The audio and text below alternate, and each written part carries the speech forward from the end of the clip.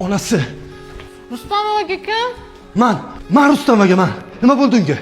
Kimi bo'lasiz? Eriman, nima bo'ldi? Ahvoli yaxshimi? Gapirsangizchi. Hammasi joyida, xavotir olmang. Holsizlikdan hushini yo'qotgan 1-2 soat dam olsalar o'ziga kelib qoladilar.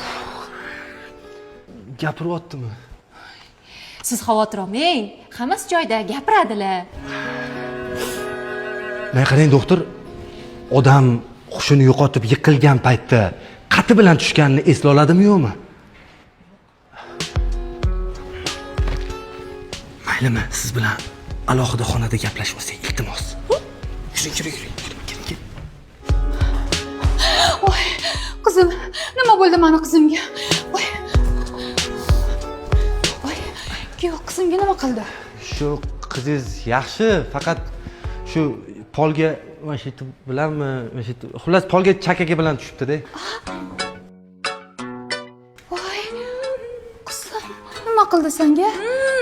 Nima qildi qizimga? Nimaga u gapira olmayapti? Aytayman-ku, chakaga mana bu yerdan, keyin mana shu yerdan ham sinibdi. Voy, doktor, qachon yechasizlar buni? 1 oy 2 oy. 5-6 oyda. Nima?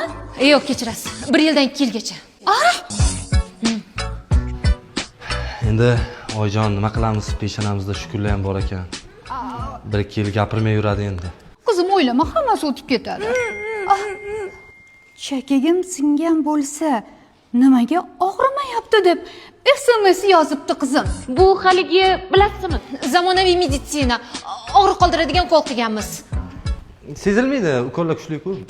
Rahmat, doktor. Mayli, sizlar ketishinglar mumkin. Sog' bo'ling. Xayr. Rahmat. Mayli qizim, hech qisi yo'q. Endi SMS yozib turasan. Yur qizim, yur. Voy, qo'lini gips qildirmanman-u, doktor.